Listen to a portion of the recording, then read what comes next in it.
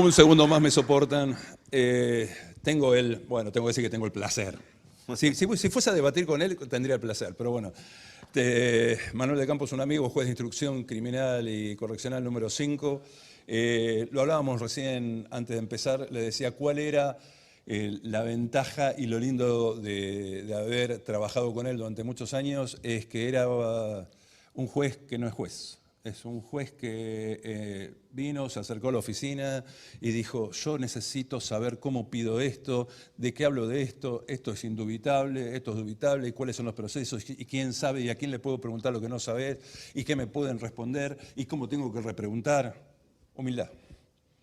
E interesarse por la cosa, por lo que tiene que hacer, que es aplicar justicia y presentar, y no por decir, yo ya sé todo.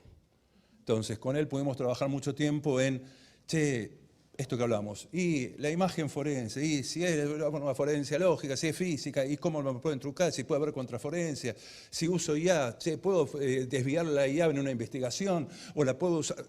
Esas preguntas que gente como él sí le dedica tiempo a sentarse y a escuchar a los técnicos y a aprender un lenguaje, porque él no necesita saber del bit. Él necesita saber qué tiene que preguntar y cómo analizar lo que tiene que preguntar. ¿Qué y a quién? ¿Qué y a quién? Por eso, muchas gracias. Gracias, Manuel, gracias, Cintia. Y bueno, si querés, te hago un boxeo desde ahí abajo. Pero... Dale, dale. Primero déjame avanzar un cachito y después boxeamos. Es más grandote, ya vieron, ¿no? Bueno, buenos días, gracias Pedro por la presentación. Muchas gracias Cintia por la invitación. Un gusto para mí estar acá y poder compartir una experiencia un ratito. Porque eso, experiencia, es lo que fueron dejando años de investigación de ciberdelitos con el asesoramiento de Pedro, sus equipos, la gente de las fuerzas, que hay por suerte mucha capacidad también, y se ha podido avanzar mucho. Yo voy a hacer este gráfico es autoría de Pedro, es de la Fundación, hace mucho tiempo, pero sigue muy vigente. Me imagino que si son todos ingenieros, sí habrán escuchado de delitos, ven siempre en las noticias cuando se comete un delito y todo, y cómo se investiga esto.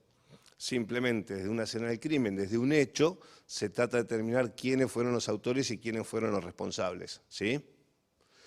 ¿Ven alguna diferencia así a simple vista? No hace falta ser ni estudiantes, ni ingenieros, ni nada, entre un delito común, delito físico analógico y un ciberdelito. Una diferencia rápida, así que se les ocurra.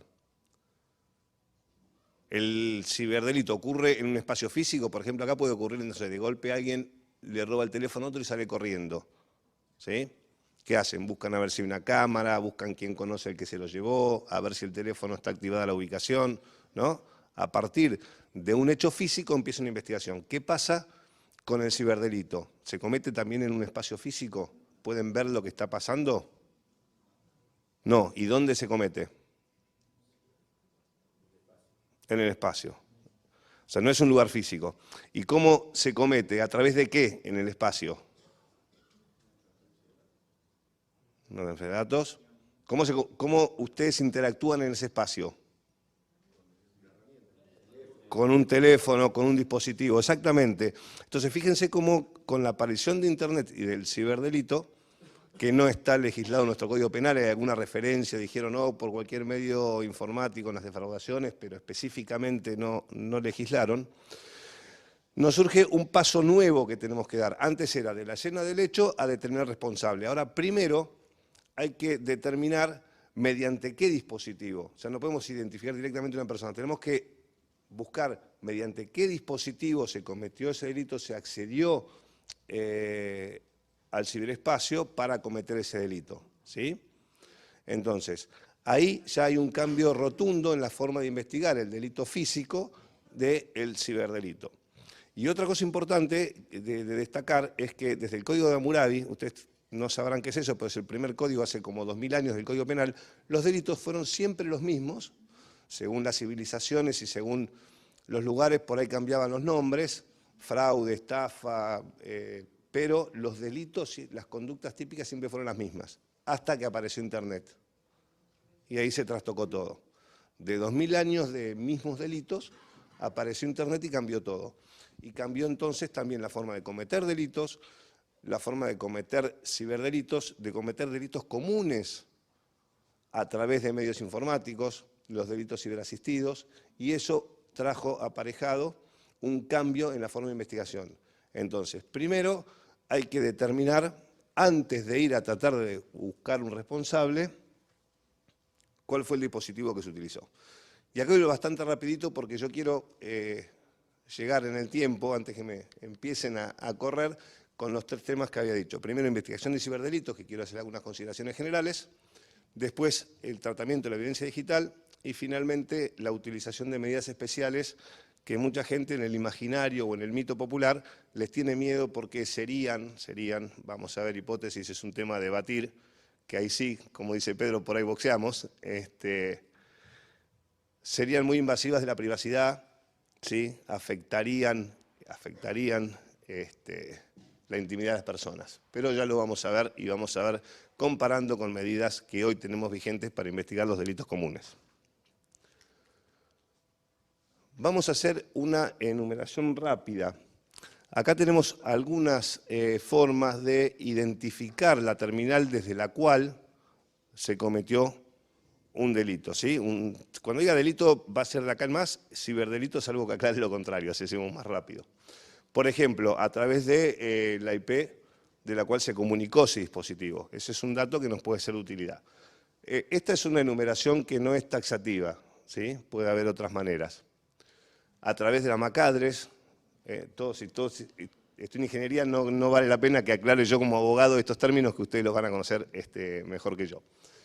El email, el IMSI, por los logs de conexión, las cookies, el sistema operativo que se utiliza, browser, lenguaje, tamaño de pantalla, fíjense que dice otros, porque siempre van apareciendo formas nuevas. Entonces, primero, a través de estos medios, tenemos que tratar de identificar el dispositivo a través del cual se conectó y a través del IP, bueno, desde dónde, sabemos que se puede simular la IP, pero por lo menos son datos que nosotros vamos teniendo en cuenta para avanzar en la investigación. Una vez que tenemos identificado el dispositivo, tenemos que tratar de ubicar a quién es el que está sentadito atrás, quién es el que utilizó ese dispositivo para cometer ese delito en el ciberespacio.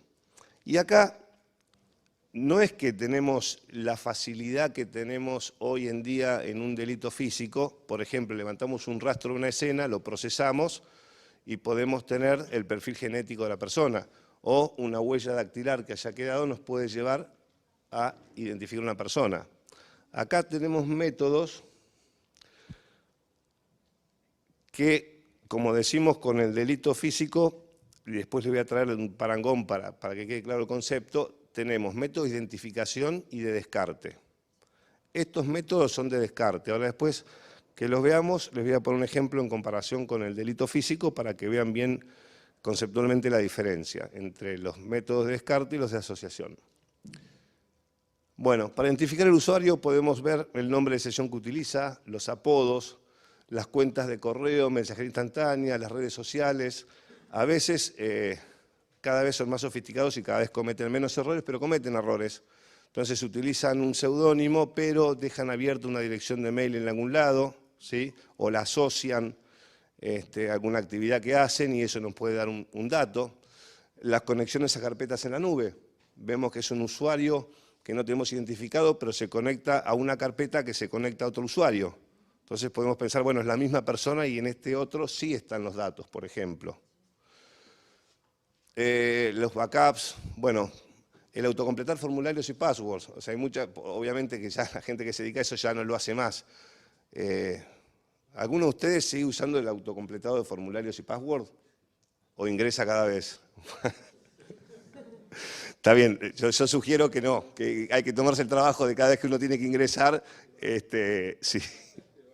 Pero bueno, accesos por métodos biométricos, cámaras web, con el ritmo de tecleo se puede determinar quién, no quién, sino descartar que no estén determinadas personas. Yo, por ejemplo, escribo con los índices y los pulgares en la computadora y ese ritmo de tecleo se nota y se puede ver desde el otro lado. Lo mismo en la redacción y errores de ortografía. Cuando se puso de moda sextortion, se veía que que era un Google Translate con una traducción burda. Bueno, después se determinó que la mayoría venían de África, pero utilizaban para el idioma. Entonces, todas esas cosas son pautas para tratar de identificar a quién está del otro lado. Y ahora voy a lo que les decía de los métodos de asociación y descarte. Por ejemplo, en una identificación física, los métodos de asociación son la huella dactilar, el ADN, la voz y el iris, ¿sí? Cuando nosotros tenemos uno de esos métodos, podemos afirmar que con certeza la huella o el rastro que levantamos coincide con una determinada persona, ¿sí? Ojo que no es lo mismo que decir que ese es el autor del hecho. Yo digo, la huella que estaba en este escritorio era mía. No quiere decir que me afané el celular que estaba ahí toda la mañana y de golpe desapareció, ¿sí? Pero es un método de identificación certero. Y asimismo, hay métodos de descarte, como por ejemplo el grupo y factor sanguíneo. Supongamos que hay que determinar quién cometió un delito y justo se lastimó y dejó una gota de sangre entre todos nosotros. ¿Qué prueba harían para saber quién fue? ADN. ¿Todos dicen ADN? ¿Están todos de acuerdo? ¿Sí o no? Sí. Bueno, ¿saben cuánto cuesta una prueba de ADN y cuánto tarda? Mucho. Bueno, ¿alguien sacó sangre últimamente para cualquier análisis de cualquier cosa? ¿Cuánto tarda y cuánto cuesta? Y el costo es muy barato. No sé, ¿cuántas personas habrá acá? ¿250? Bueno, no, los conectados no estuvieron acá, así que no van a dejar su gota de sangre. Eso los perdonamos, ¿viste? El ciber los salvó. Saben que no están acá. Pongámosle 200 personas. Si yo tuviera que hacer un ADN a cada uno, me va a salir muy caro y va a tardar mucho tiempo. Entonces, ¿qué hago? Hago un grupo y factor sanguíneo, por ejemplo. Con eso descarto ya un 75% antes de hacer un ADN. Esos métodos de descarte sirven para eso, ¿sí? Hubo un caso en Córdoba que había un violador serial y por las características que daban algunas de las víctimas, del pelo corto, el lenguaje que utilizaba, el tipo de arma, se sospechaba que era un integrante de las fuerzas de seguridad. Entonces el fiscal que dijo, voy a hacer 7.200 ADNs para determinar quién fue, mostrando así convicción política con su trabajo. Y se ve que sí, pero sin embargo, con un grupo de factor sanguíneo ya descartaba un 75% porque hay 4 combinaciones posibles. Y después se pueden agregar enzimas y proteínas y se puede llegar a un número muy reducido. Bueno, a los últimos 3 que nos quedan, que no fueron descartados, les hacemos el ADN. ¿Sí? ¿Queda claro lo que es entonces una asociación y un descarte? Bueno, lo mismo pasa con esto. Salvo que de casualidad tengan un acceso por algún medio biométrico, siempre van a ser de descarte. Con lo cual, para nosotros llegar a quién fue, tenemos que utilizar otras pruebas en paralelo. A veces son pruebas, por decirlo de alguna forma, del mundo analógico y a veces también son pruebas del mundo digital. ¿Sí? Bueno, voy a saltear, voy a ir más rápido. Ahí está. ¿Qué pasa con la evidencia digital? O sea, esa fue una pequeña introducción a la investigación de cibercrimen y qué diferencias hay. Ahora sí vamos a tratar la evidencia digital, que es aquello que nos va a dar la pauta y la prueba en la investigación. Hago una pregunta antes de pasar de lleno. Para ustedes, y me encanta preguntarle a ingenieros a ver si piensan lo mismo que los abogados, ¿es lo mismo evidencia que prueba? Vamos a hacer rápido, porque si no, Cintia nos empieza a correr. Levanten la mano los que dicen que es lo mismo. Decididos, no estamos tomando examen. Para nadie es lo mismo. ¿Quiénes dicen que son cosas distintas? Bueno, era una u otra, levantó la mano la mía. Acá tenemos ausencia en la votación tremenda. Bueno, para alguien entonces, ¿es lo mismo? Bueno, hay un montón que nos animan. ¿Prueba o evidencia? Pregunté si eran distintos o lo mismo. Distintos. Bien. Rastro y evidencia, indicio y evidencia, ¿es lo mismo o son distintos? Son diferentes. ¿Cuál sería la diferencia?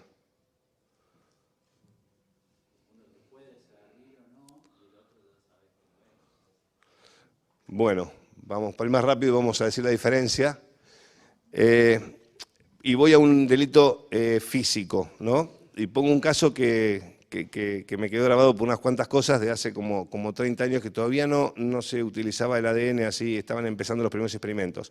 Son dos ancianas que aparecen muertas en su casa, eran hermanas, salían muy poco, iban a misa, iban a hacer alguna compra, y de golpe recibieron una herencia de un pariente de Italia que ni sabían que tenía muchísima plata y empezaron a arreglar la casa. Y empezaron a trabajar pintores, albañiles, carpinteros, todos los rubros trabajando en la casa. Y un buen día las mujeres aparecen muertas, con golpes en la cabeza, en un charco de sangre, aparecen las dos en la cocina, en el charco de sangre.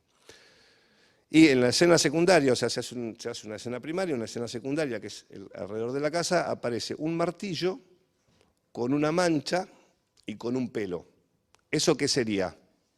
¿Sería un rastro, sería una evidencia o sería una prueba? ¿Alguien dijo evidencia? ¿Alguien dijo rastro? Bueno. Eso se llevó al laboratorio. En el laboratorio se determinó que la mancha era de sangre y era del mismo grupo y factor que una de las víctimas, ¿sí? Y el pelo que tenía era un pelo pelirrojo que tenía una enfermedad que se llamaba tricorrexis nudosa, que tenía como unos bulbitos, el pelo. Si hubiera habido ADN desarrollado, se hubiera podido establecer un perfil genético y se hubiera podido comparar.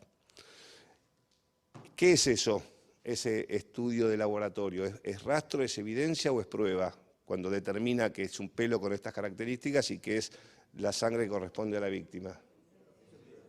Eso es prueba. ¿Quién dijo evidencia? Evidencia. Fíjense que ahí ya tenemos diferencias. Primero me decían son distintos, bueno, y ahora tenemos diferencias en qué es cada cosa. Eso todavía no es prueba, eso es evidencia, ¿sí? Una vez que tenemos ese resultado, ¿qué hay que buscar para saber quién fue? Vamos, es fácil, aunque sean ingenieros. Un pelirrojo, claro. Hay que ver si entre los que estaban trabajando hay un pelirrojo, le sacamos un pelo y lo mandamos al laboratorio. Listo, match, ¿sí? Y ahí se convierte en prueba. Entonces, el indicio rastro es lo que se levanta en la escena una vez que se aplica el método científico y se llega a una conclusión certera de la cual ningún perito cualquier perito que haga el mismo análisis de sangre con los protocolos aplicables le va a dar el mismo resultado, ¿sí? Entonces es una evidencia, la evidencia es una certidumbre, ¿sí? Una certeza de que esa sangre corresponde a esa persona y que ese pelo tiene esa enfermedad. De eso no se puede discutir.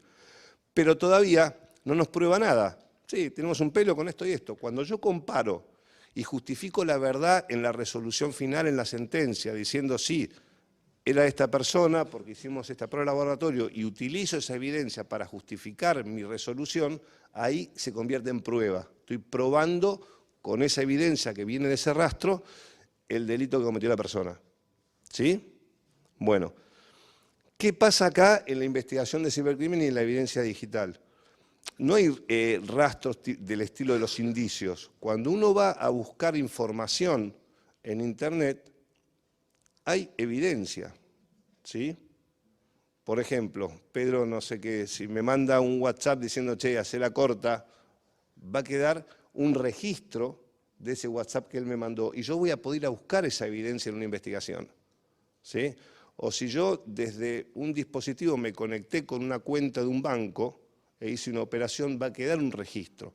Todo eso que queda en Internet, que está en Internet y nunca va a desaparecer, es evidencia, ¿sí? Pero esa evidencia, acuérdense, se saltea el paso del rastro, pero la evidencia necesita, para convertirse en prueba, que justifique la verdad de los hechos a través de esa evidencia, ¿sí? No es que yo obtuve eso, este dispositivo hizo tal operación, listo, el dueño del dispositivo preso, no. Hay que ver si lo tenía él, si lo operó otra persona, si deja el autocompletar formularios abierto, entonces a lo mejor otro agarró eso y hizo un... Por eso hay que ver un montón de cosas, pero por ejemplo, alguien dejó su mail abierto, ¿no? Y desde ese mail alguien está la compu prendida, está abierto el mail y manda una amenaza a otro. ¿Qué va a decir la evidencia? Que desde esa computadora y desde esa casilla salió la amenaza. Pero eso no nos determina que fue la persona dueña de la computadora o titular de la cuenta de mail la que hizo esa operación, ¿sí? ¿Sí? Bueno. Está bien. Por eso, pero está esperando alguna discusión, algo, pero no. Bueno. Están callados. Vamos entonces a, estas son las normas ISO/IEC de 2012, ya hay una actualización, pero vamos a los requisitos, porque es todo maratónico, acá en 45 minutos, tac, tac, tac, tac, tac, porque les quiero mostrar algunos casos reales y eso, entonces vamos más rápido con lo teórico. Estos son los 3 requisitos cuando uno está investigando este tipo de delitos. Primero hay que identificar las potenciales evidencias digitales. A ver si me salté con lo anterior. ¿Qué? No, sí, voy para esta que la había salteado, pero no, vamos un poquito acá. Es indispensable que se apliquen protocolos, o sea, que cada uno que obtenga evidencia digital lo haga de la misma forma que otros, y cualquiera que lo vaya a analizar tiene el protocolo de cómo se obtuvo y están todos hablando el mismo idioma en ese sentido. Después ese proceso, y es fundamental lo que es evidencia digital, que siempre sea auditable. La trazabilidad es fundamental para poder utilizarlo como prueba en un juicio, ¿sí? Porque si hay algún error en la cadena de custodia o se altera esa trazabilidad, no nos va a servir como prueba. Va a ser una evidencia que no va a servir como prueba. ¿Sí? Parece trabalenguas, pero no lo es. Cuando ahora le agarren la gimnasia y lo repita ya 3 o 4 veces, va a estar. Bueno, tiene que ser auditable, reproducible y defendible. Y con esta parte defendible yo, por ejemplo, no concuerdo con que se deben nombrar las herramientas utilizadas, siendo validadas y contrastadas para su fin dentro del análisis. Yo no creo en esto, porque cuando uno está en una investigación compleja de crimen organizado y nombra la herramienta que utilizó para obtener, del otro lado saben y ya esa herramienta no va a servir más. Pero bueno, igualmente las normas son sugerencias de buenas prácticas, no son obligatorias para nadie y todo el mundo puede interpretarlas o utilizarlas de acuerdo a eso. Y ahora sí volvemos a esto, a los procesos para obtener la evidencia digital. Según los dispositivos van a tener sus variaciones técnicas, ¿sí? Pero son las formas de obtenerla. Primero, la identificación. Uno puede tener, por ejemplo, que investigar o sacar evidencia de un teléfono. Si un teléfono secuestrado, supongamos que no sea de los últimos de alta gama y que tengamos las herramientas para abrirlo, se le saca la información y se analiza. Pero, por ejemplo, uno puede tener que investigar en el servidor de un banco. Entonces no se puede llevar el servidor del banco al laboratorio para analizarlo. ¿Sí? Deja el banco sin funcionar por bastante tiempo. Entonces, primero, en esos sistemas, o en cualquiera que esté investigando, inclusive cuando uno está investigando en fuentes abiertas, tiene que identificar cuáles son los elementos que le van a ser de utilidad para la investigación, ¿sí? Entonces, primero, la localización e identificación de las potenciales evidencias para comprobar los hechos. Después viene la incautación de esa evidencia. Uno puede incautar el dispositivo o de un sistema directamente la evidencia, ahora lo vamos a ver cuando veamos medidas especiales, el acceso remoto, por ejemplo. Y después la conservación o preservación. Deben ser preservadas para poder ser útiles para ser admitidas como prueba, lo que yo le decía recién. ¿Qué va a hacer el perito de parte? Va a tratar de desvirtuar la cadena de custodia de esa evidencia. ¿Y por qué? Porque las evidencias, acuérdense que les había dicho que eran certezas, ¿sí? Entonces, si no se desvirtúan formalmente, en los hechos no se van a poder desvirtuar porque están acreditadas con la trazabilidad.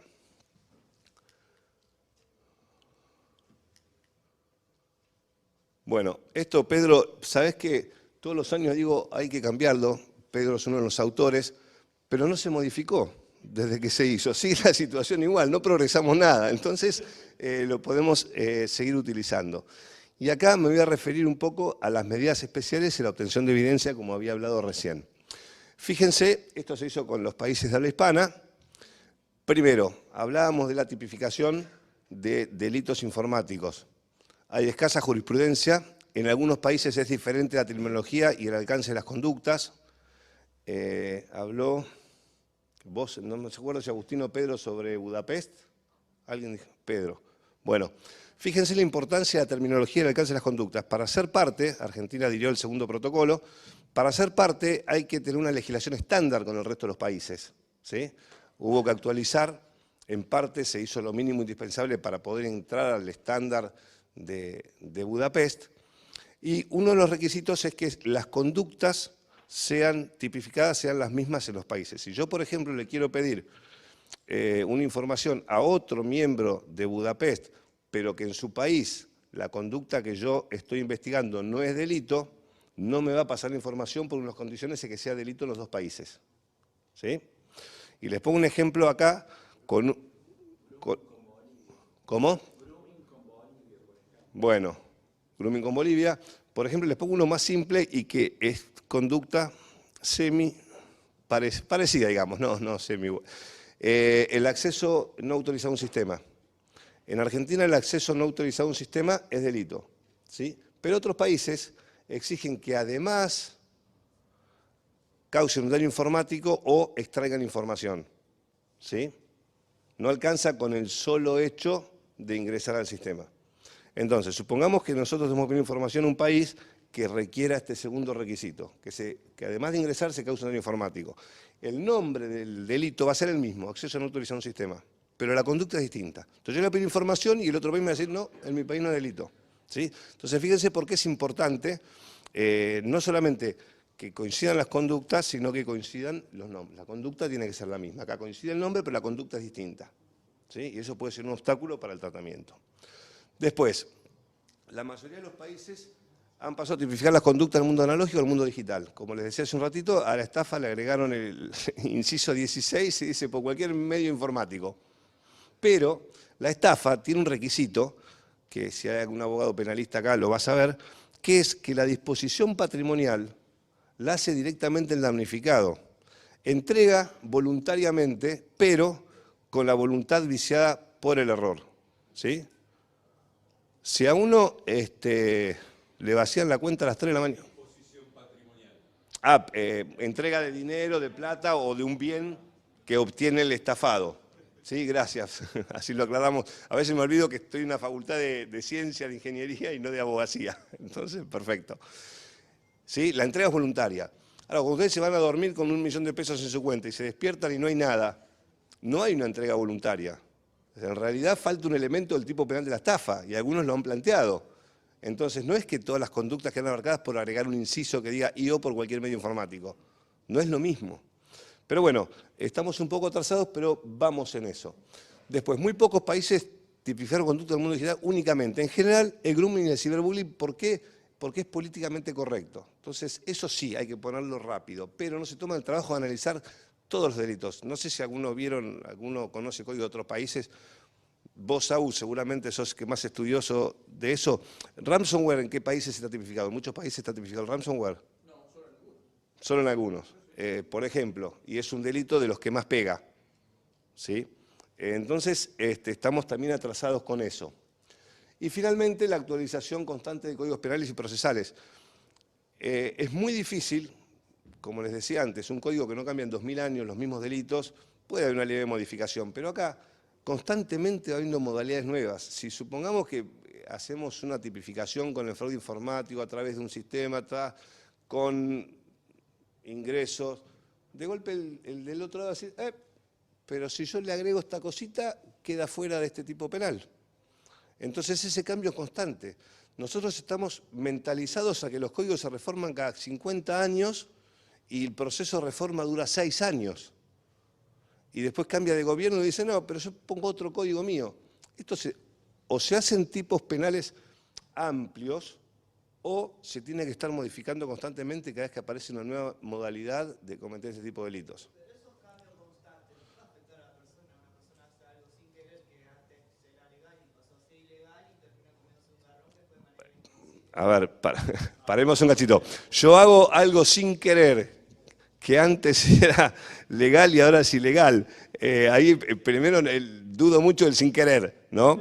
Pero voy a esto, no. Y esto lo aclaro, sí, como abogado. Por la Constitución, nadie puede ser penado sin un juicio previo fundado en ley anterior al hecho, ¿sí? desde que se tipifica nuevamente o cambia el Código Penal, a partir de ahí el que comete esa conducta. Si uno la cometió 2 meses antes, no era delito, entonces no es delito.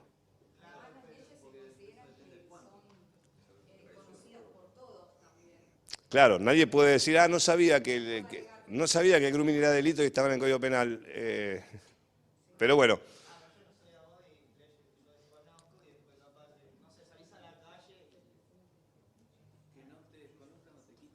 No, totalmente, totalmente. A ver, pero vos tenés una formación, no sos abogado, pero tenés una formación. Vos sabés que si estás, no sé, no voy a decir ninguna marca, pero estás en un café que tiene Wi-Fi, y de golpe ves que el de al lado tiene su cuenta de banco abierta. Está sentado al lado el tipo, ves que pone la contraseña, opera, y te metés y lo haces.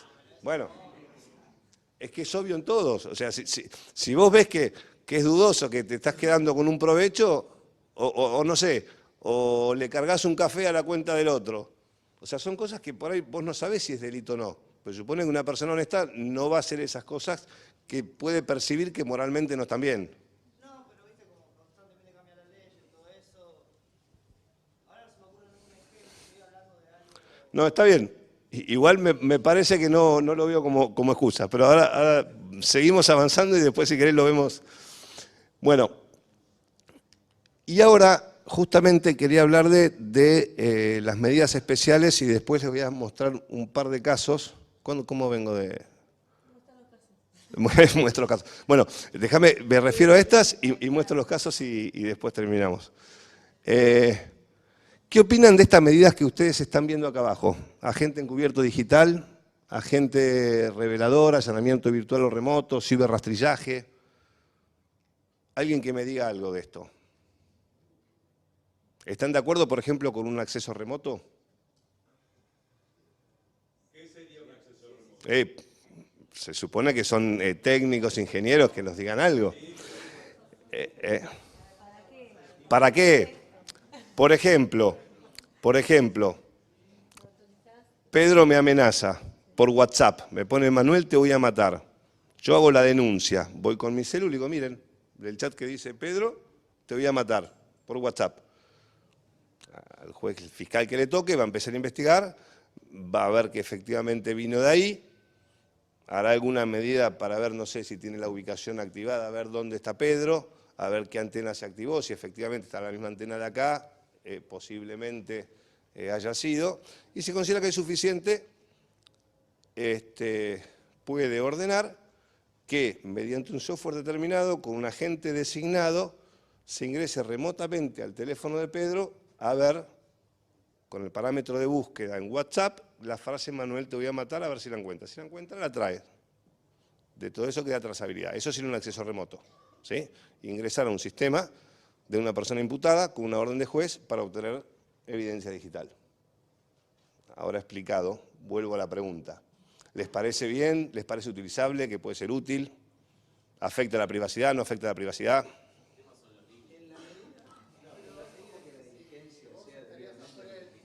Perdón, vamos de a uno, ahora paso. En la medida que la diligencia sea debidamente notificada y permita el contralor de las partes, podría ser muy válido. Ok. ¿Vos estás diciendo algo? Sí, o sea, digo que es como que si vos estuvieras fuera de tu casa y por una orden o algo vienen y te rompen en tu casa y te revisan todo. O sea, ¿están de acuerdo entonces que se puede utilizar por ahí con estas condiciones? ¿Todos están de acuerdo? ¿Quién no? ¿Por qué?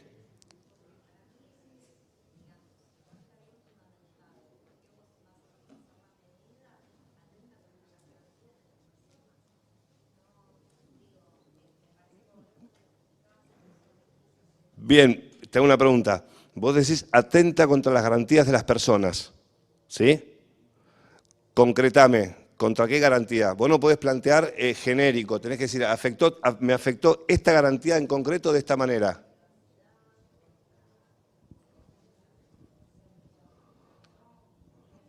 Para mí atenta contra la privacidad y digo, independientemente de que el juez obviamente lo pueda ordenar, se supone que tiene que haber algo más que un simple mensaje. Bueno, hacemos un paréntesis. Un simple mensaje es un delito en este caso, por eso no es un saludo, ¿no? Pero bueno, vamos a explicar el porqué. Vos decís afecta la privacidad, no me decís concretamente en qué. No me decís, por ejemplo, miró las fotos de mis vacaciones, porque fue directamente un software. Te lo planteo del otro lado, pero para todos, no para ella sola. Supongamos que no existen todas estas medidas que estoy poniendo acá, que son las medidas especiales para investigar cibercrimen. ¿Cuál es la forma tradicional y analógica de investigar eso? Y a ver si... Perdón, ¿cómo es tu nombre? Mi nombre es Silvina Ocampo. No, el apellido no importa, Silvina, para hacerlo más coloquial, ¿no? Que no sea... Silvina, suponete que en vez de ordenar un acceso remoto, ordeno un allanamiento en la casa de Pedro para secuestrar el teléfono, ¿sí? ¿Ahí sí estás de acuerdo? Bueno, Esa orden a ver, está firmada, es una medida, sí, corresponde, orden firmada, establece el después lugar, fundada, todo eso, sí, con todos los requisitos, ¿estás de acuerdo? Sí. Y porque si no, no puedo investigar nada, no me dejas hacer un acceso remoto, déjame hacer las tradicionales. Si no, cierro boliche y me voy a dar conferencias, a pasear. Bueno, es que ahí volvemos a lo mismo del mundo digital. O sea, yo por ahí lo estoy pensando desde nuestros códigos penales o procesales. Por eso. Y lo que estoy viendo es que está regulado, pero no está del todo regulado para los delitos cibernéticos. Entonces, cuando vos me decís, ¿puedo entrar remotamente? Sí, podés entrar remotamente, pero también sabemos que en ese entorno digital la cantidad de evidencia con la que vos te podés encontrar vulnera alguna de las garantías. Entonces, no es simplemente que vas a analizar un mensaje. No, lo expliqué, no vulnera nada. Ahora voy a ir al detalle. Volvamos al método tradicional, entonces. No aplico ninguna medida ciber. La que me queda es el allanamiento de la casa de Pedro, buscar el teléfono. Bueno, pero ahí vos fíjate un montón de cosas que te voy a ir diciendo y después decime cómo es. Yo la orden esa la derivo en una brigada que va a ir, van a ir 3, 4 policías, va a tocar el timbre. Si Pedro está, Pedro abrirá la puerta, le dirán, tengo un allanamiento, ok, pasen. Y si Pedro no está, romperán la puerta y entrarán igual, ¿sí? Si van a buscar un teléfono, pueden abrir cualquier cajón que sea un poquito más grande que un teléfono, en el que entre un teléfono. Eso es lo que hacen los allanamientos. No hay registro de nada que sea totalmente objetivo y certero. Si Pedro tenía 1 millón de pesos en un cajón y el poli se lo pone en el bolsillo sin que dejen constancia, nadie se entera y eso pasó. Además tengo que mandar un patrullero con una brigada y como no sé si Pedro es peligroso o no, es muy grandote y por las dudas mando un grupo de irrupción, porque si Pedro se pone loco lo voy a tener que controlar. Entonces yo estoy gastando un montón de recursos para ir a buscar el teléfono, ¿sí? Supongamos que encuentro el teléfono. ¿Qué hay que hacer con el teléfono? ¿Qué hay que hacer con el teléfono? Llevarlo al laboratorio, ¿sí? ¿Y en el laboratorio qué van a hacer? Van a sacar toda la información del teléfono, ¿verdad? Que es lo normal con la investigación tradicional analógica y las medidas de prueba de que están hace 50 años en el Código Procesal. Se saca toda la información del teléfono, se analiza y se busca la amenaza, ¿sí? ¿Ahí estamos todos de acuerdo? ¿Eso se puede hacer? Bueno, cuando yo bajo toda la información del teléfono, bajo toda la información del teléfono. Bajo sus conversaciones de WhatsApp, sus fotos de vacaciones, las publicaciones que tiene, a quién sigue, quién lo sigue, ¿sí? Y todo eso para obtener la frase que después obtengo y uso como evidencia, sí, efectivamente en el teléfono de Pedro encontré la frase que dice te voy a matar, ¿no? De la otra manera, yo le doy la misma orden a un agente especializado que va con un software determinado, con los parámetros de búsqueda, con los límites objetivos y accede, trae esa información y una vez que yo tengo la información, porque un allanamiento no se notifica antes, lo notifico, sí, Pedro te hizo un acceso remoto y saqué esta información de tu teléfono y evidentemente tengo la evidencia. ¿Cuál les parece que afecta más la intimidad y la privacidad? ¿El allanamiento físico o el acceso remoto? Entonces, a veces está un poco en el mito, y algo que te decía Silvia, que te voy a decir después. Es potencialmente más peligroso para la afectación de la privacidad pero no porque se hace limitado, lo mismo un allanamiento. Un allanamiento es para una casa determinada, si el tipo se metió en la de al lado no se puede ir a la de al lado. El acceso remoto es lo mismo, uno va solo al WhatsApp y solo con ese parámetro de búsqueda, no se va a enterar ni el resto de las conversaciones de WhatsApp que tiene. Entonces, de la otra forma sí, porque le bajan toda la información y ahí la buscan. Entonces, hay una creencia de que es mucho más invasiva la privacidad, pero de hecho no lo es. Estas medidas son así. Sí, me están corriendo con el horario, si no, si es cortita así puedo cerrar y terminar. Entiendo que vas a buscar la evidencia sobre, perdón, Marcelo es mi nombre. Entiendo Marcelo. que vas a buscar la evidencia sobre digamos, lo que te dijeron, tiene una amenaza y vas a buscar. Ese es un evidencia. ejemplo, pero puede ser Como sobre... ejemplo. Ahora, vos buscás solamente eso cuando haces un acceso remoto. Si vos tomás el teléfono y bajás, descargás todo el teléfono y buscás eso, pero terminás encontrando algo más, ¿podés abrir otra causa o no se investiga otra causa? En un allanamiento físico, vos vas a buscar un arma por un homicidio y te encontrás con droga, vos abrís otra causa, pero no la podés abrir vos, tenés que mandar copias. Bueno, si vos abrís un dispositivo con el método tradicional, pues yo hago un acceso remoto, no voy a encontrar nada más, porque si en el WhatsApp no dice te voy a matar, no hay nada, ¿sí? Ahora, si yo abro todo el dispositivo y me encuentro, suponete, que es un secuestrador extorsivo y tiene una víctima en cautiverio, obviamente, de oficio puedo. No puedo ir a rescatar a la víctima, puedo dar intervención al que le corresponde, ojo que está pasando esto. Sí, porque yo como juez tomo conocimiento de un delito en ejercicio de mi función. ¿Sí? Bueno, rapidito entonces, agente encubierto digital, lo mismo, hemos utilizado en causas. La fuerza de seguridad tienen avatars porque hay que tener una historia en Internet, uno no puede aparecer de golpe en Internet y tratar de establecer contacto con un objetivo. Lo hemos utilizado en investigaciones complejas. Y lo mismo el ciberrastrillaje. Ciberrastrillaje también dicen, no, eso afecta a la privacidad. Se sigue discutiendo hoy que hay protocolos y todo. El ciberrastrillaje es lo mismo que en el mundo analógico hacen los patrulleros. Los patrulleros andan por la calle, no se meten en las casas de ustedes. Acá es lo mismo. Lo que se monitorea es el tráfico, no se meten en las cuentas privadas de nadie. ¿Sí? Cualquier lugar con contraseña deja de ser fuente abierta. ¿Sí? Entonces, el ciberpatrullaje sirve para prevenir delitos como imágenes de abuso sexual infantil, sirve para prevenir el ransomware. Las únicas formas para prevenir este tipo de delitos son mediante esas formas. Y después acá dice malware legal, eso lo hemos hablado con Pedro en su momento, queda medio contradictorio lo de malware legal. O sea, no se llama malware, un software de investigación. Son software por los cuales yo infiltro, accedo a un dispositivo y después puedo o escuchar las conversaciones de WhatsApp o de Telegram, que son las que se maneja más el crimen organizado, y con eso poder investigar.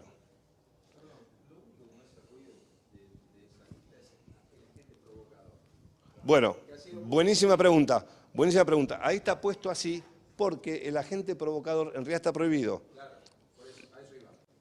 Pero perfecto, porque con el apuro me había apurado, así que gracias por la pregunta. Hay que distinguir claramente el provocador y el revelador. El que se utiliza en la investigación es el revelador, es decir, para saber cómo se comete el delito o para ubicar a una persona que está prófuga y por ahí en alguna red lo podemos contactar, nos responde y podemos ubicarlo. Entonces, dejamos aclarado que el revelador es el que nosotros vamos a utilizar y el provocador no, porque ese delito no sería un delito de ser provocado por el agente. Bueno, nada, ya está. Esto lo cortamos acá, vamos a las páginas de internet. Les voy a mostrar dos casos reales a los que llegamos utilizando este tipo de medidas.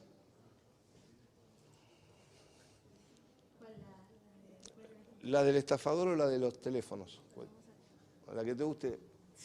La que te guste más.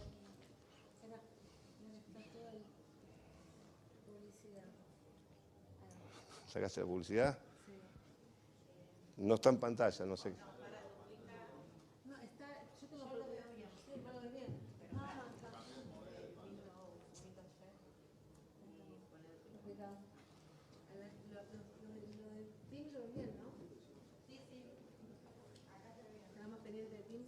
Bueno, nada, por ahora, dejarlo de les mostrar acá, el estafador más buscado cayó por el perfil de su novia en Facebook. ¿Sí? Fíjense la fecha, 2018 ya utilizamos este tipo de medidas.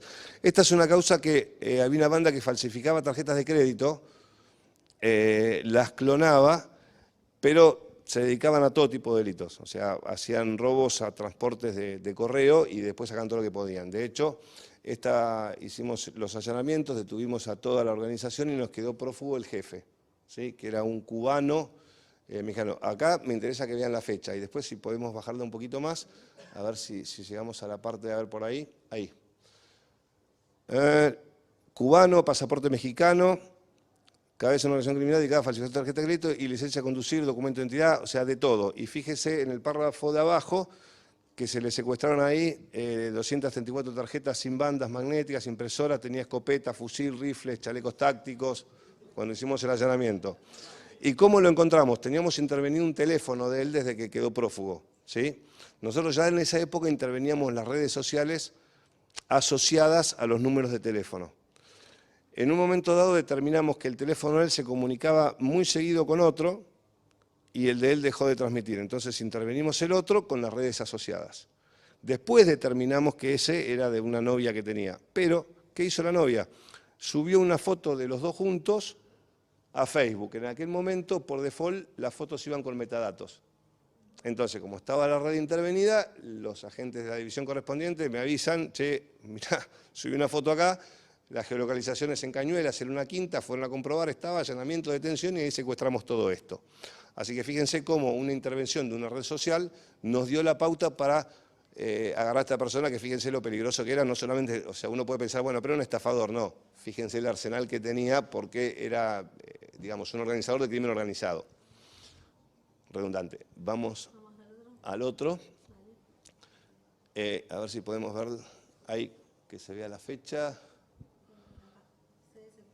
Ahí está la fecha, gracias, con resaltador y todo. Fíjense,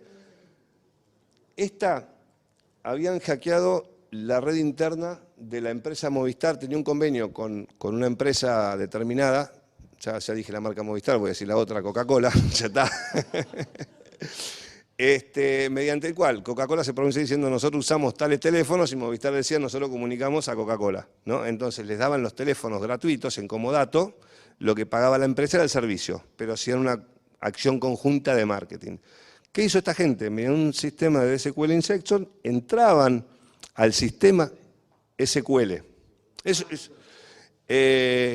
Entraban al sistema de Movistar y alteraban los vouchers y los ponían a nombre de personas que mandaban. Entonces, de esta forma, se hicieron de muchísimos teléfonos. Ahí en su momento habían calculado que eran como 50 millones.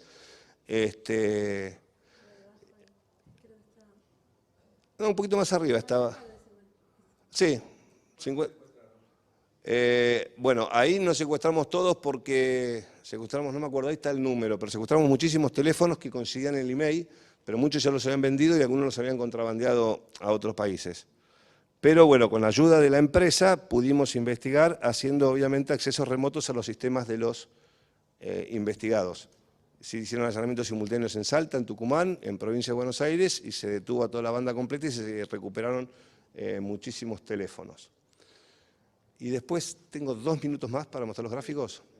Bueno, el orden que están, arrancamos por el 1. Fíjense, ¿desde cuándo, no? Se están utilizando o estamos utilizando estas medidas, 17, 18. Esto algunos ya los vieron, Pedro ya los conoce, es una investigación que estamos llevando a cabo hace 5 años, sobre todo fraudes informáticos. Miles y miles de fraudes informáticos de todo tipo. Esto arrancó con un BEC, con un Business Email Compromise, un solo hecho, y cuando nos cae la denuncia, nosotros, conociendo un poco de ciberdelitos, sabíamos que quien hace un BEC tiene una estructura montada, o sea, no es como el que afana un celular que por ahí le pintó y lo agarró y salió corriendo, ¿sí? Tiene una estructura preparada. Entonces, seguimos los datos de la transferencia de la cuenta que recibió el producto de la estafa, pedimos al banco la información de titularidad, de apertura y todos los movimientos de esa cuenta y a su vez al Banco Central todos los productos bancarios que tenía esa persona. Paralelamente, se determinó que la sacó de un cajero determinado, estaba la filmación de la persona, era la titular de la cuenta, se hizo un allanamiento en la casa, se la detuvo, se secuestraron 3 teléfonos, ¿sí? Se extrajo la información y dentro de los 3 teléfonos nos encontramos con esta estructura que ven acá en un dibujo enorme. La punta de arriba de todo, allá arriba, la primera puntita, era esa persona. Después, de ahí para abajo, cada punta de pirámide es un organizador de grupos de mulas bancarias, ¿sí? Y cada punto de la base es una mula bancaria. Cada mula bancaria tenía promedio 14, 15 cuentas.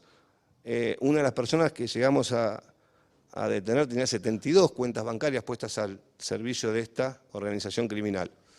Después pasamos al segundo, lo voy a hacer todo muy rapidito, así en 3 minutos terminamos. Ese. Dentro de esa pirámide, ustedes vieron, cuando de esos 3 teléfonos sacamos toda la información, empezamos a investigar a todas esas personas. Cada etapa entre uno y otro duró unos 8 meses, 10 meses. Y estas son todas las personas que detuvimos dentro de esa estructura que ustedes vieron. A su vez, acá secuestramos otros 80 teléfonos más. Nos salió un montón de información. Pasamos al que sigue. Podés bajarlo para que vean hasta dónde llega para abajo la estructura. O sea, ya vieron todo ahí. Miren lo que es esto. Esa es la segunda etapa. Todos los detenidos en esa etapa ya pasaron a juicio. Ahora estamos en una etapa mucho más grande. Pero ¿qué encontramos acá? En los audios de los 100 y pico de teléfonos que analizamos, encontramos cómo organizaron 2 operaciones de trata de personas de chicas que traían del norte para pagar los pasajes, dónde llevar la plata, cómo hacerla, que lo hacían con las mulas bancarias. 9 operaciones de tráfico de drogas, 2 a través de mulas que llevaban la droga en sus cuerpos y 7 de mulas postales que las mandaban en encomiendas en cambiadores de bebé con la goma espuma impregnada de cocaína. ¿Sí? Las habían organizado y planeado. Y a su vez empezamos a ver que la mayoría de la plata iba a Nigeria, iba a Ghana. Encontramos 2 verdulerías registradas como verdulerías, pero en las redes anunciadas como financieras que sacaban plata al exterior constantemente. Descubrimos operaciones en 43 países. De hecho, hoy, desde hace 2 años, estamos en una operación con Interpol trabajando en 43 países simultáneamente. Hemos descubierto nexos, hemos descubierto falsificación de dólares hechos en Corea del Norte, los dólares falsificados acá, 2.700 planchas de 5 billetes de 100 dólares cada una. Vinieron a estudiar los servicios secretos y dijeron que es una falsificación muy avanzada que se hace en Corea del Norte y que hacía tiempo que no veían. Evidentemente, todo esto, sin este tipo de medidas especiales, es imposible de investigar. Esas verdulerías tenían además contratado un sistema de SMS mediante el cual cada operación en bitcoins les llegaba un mensaje de texto con el importe exacto y el momento exacto hasta con segundos. Al tener tanta precisión en la exactitud con tantos decimales, si bien no decía cuál era la billetera, se puede determinar, salvo que hubiera una transacción en el mismo momento exacto por el mismo importe exacto, que con 10 decimales es prácticamente imposible. Pero teníamos esa parte de información parada, gracias a, no porque está acá dice mi amigo, pero la gestión de Pedro el año pasado con el FORSIC, se capacitó en todo el país, se adquirieron herramientas, y ahí se adquirió la herramienta, a ver si, el que sigue, vamos al que sigue.